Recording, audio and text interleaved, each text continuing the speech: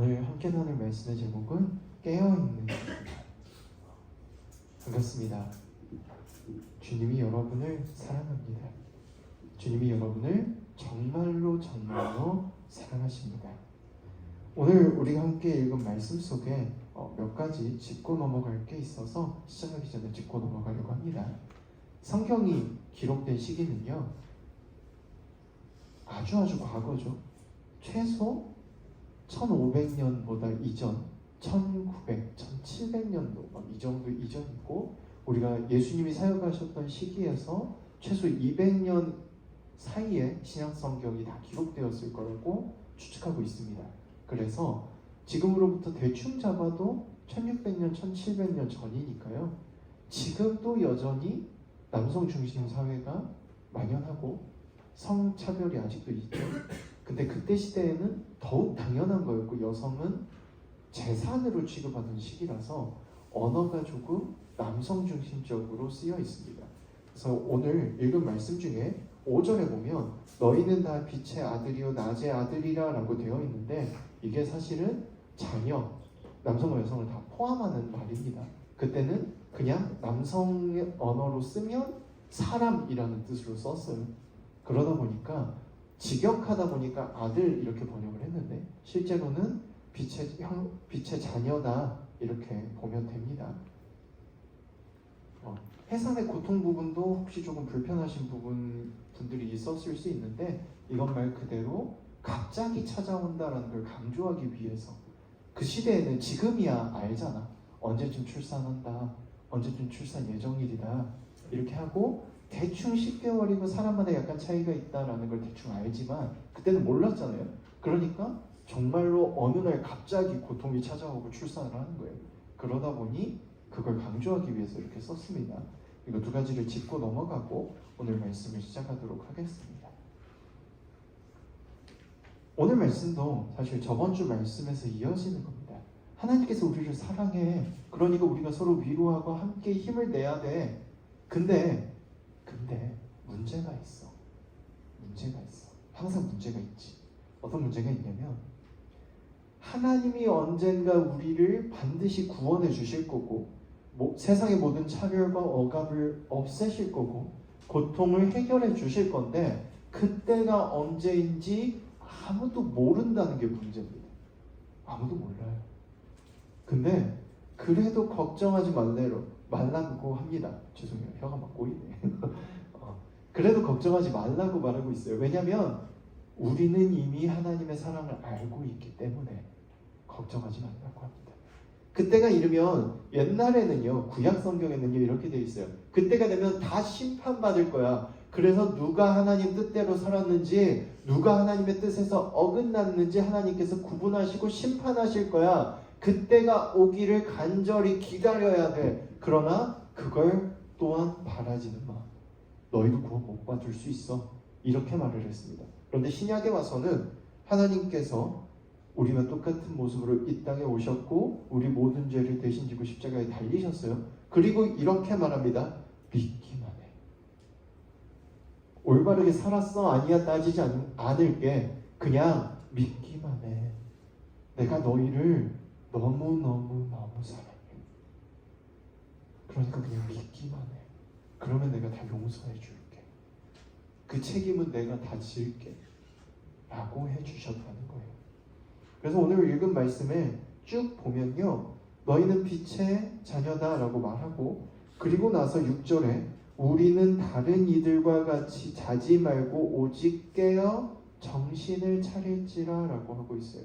깨어 있어, 두려워하지 마 라고 말을 하는 겁니다. 그리고 쭉 가서 8절에 이렇게 나옵니다. 우리는 낮에 속하였으니 정신을 차리고 믿음과 사랑에 호심경을 붙이고 구원의 소망에 투구를 쓰자라고 되어 있어요.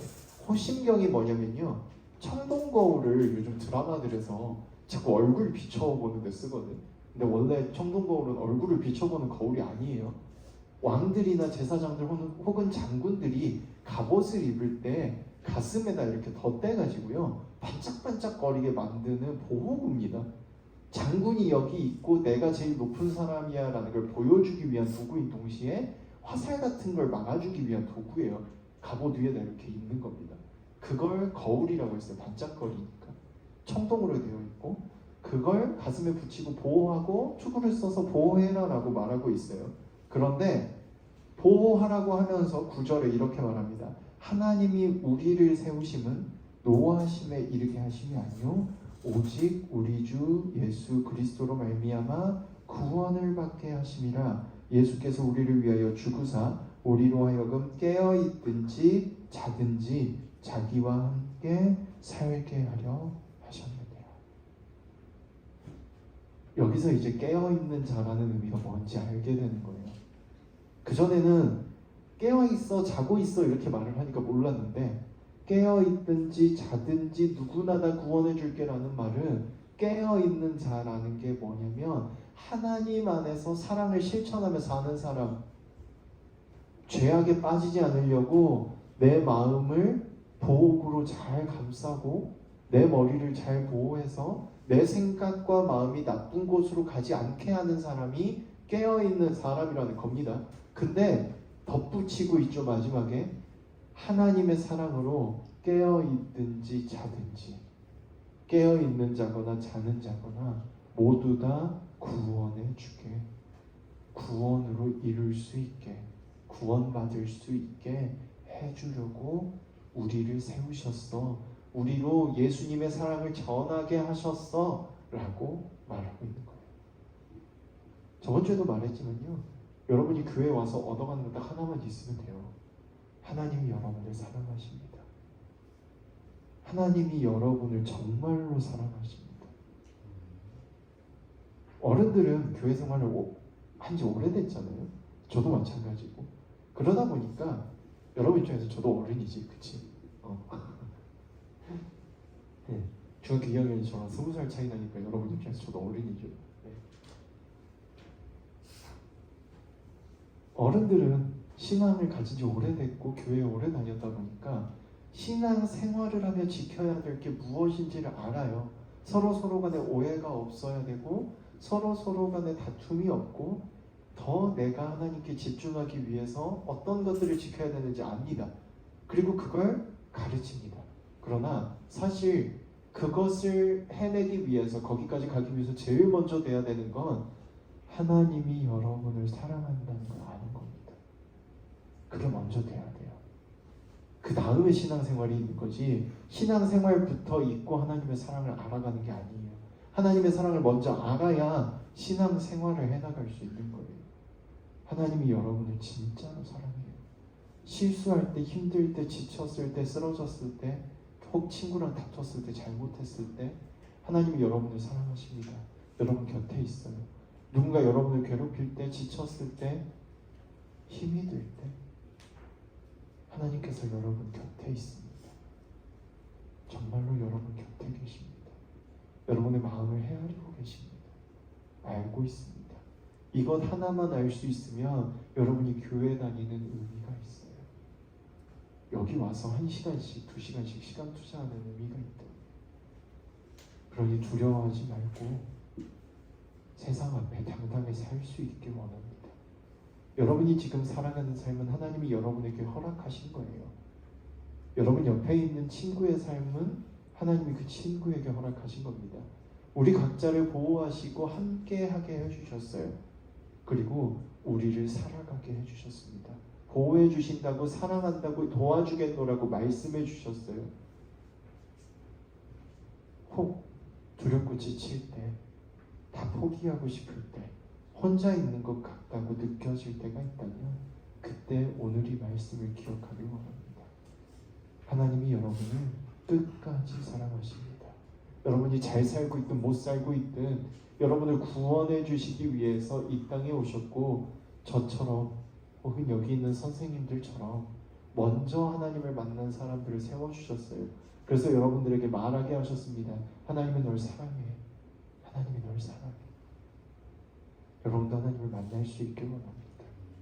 하나님을 만나고 세상 모든 걸 이겨나가고 그 안에서 꿈을 이뤄가며 여러분의 삶을 통해 누군가에게 또한 행복을 전하고 사랑을 전할 수 있기를 간절히 소망합니다. 기도하겠습니다. 감사합니다. 반주 좀 해주시고요. 이 시간에 여러분 떠올려 주셨으면 좋겠습니다. 지칠 때 있잖아요. 힘들 때 있잖아요.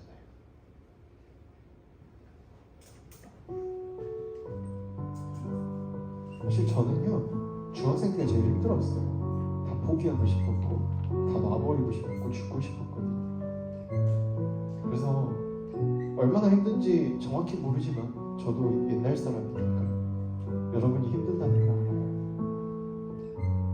저보다 하나님은 여러분이 힘들다는 걸 더 잘 알고 있어요. 기도는 하나님과의 대화예요. 하나님께 그냥 하고 싶은 말을 하시면 됩니다. 이 시간에 여러분이 힘든 순간들을, 힘들었던 순간들, 지쳤던 순간들을 떠올리면서 기도했으면 좋겠습니다. 하나님 알고 계셨다면서요. 앞으로는 도와주셨으면 좋겠어요. 도와주세요. 목소리 내실 수 있는 분들 내셔서 하시고, 마음으로 하실 분들은 마음으로 하시기 바랍니다. 각자 목소리로 기도하겠습니다. 기도합니다.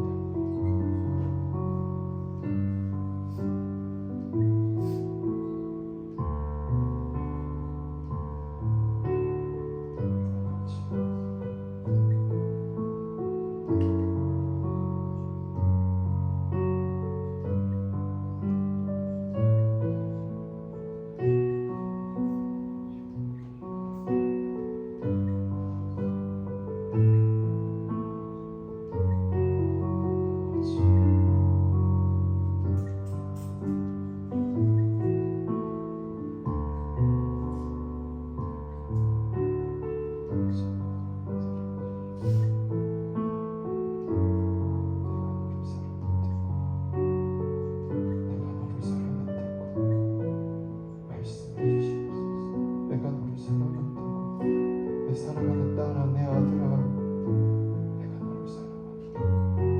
말씀해 주시옵소서.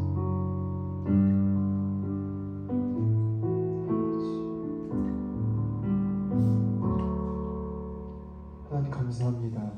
우리를 사랑해 주셨습니다. 우리를 사랑한다고 말씀해 주셨습니다. 우리의 모든 마음을 알고 아픔도 알고 괴로움도 알고 모든 어려움을 아신다고 하셨습니다. 이제 도와주시기 원합니다.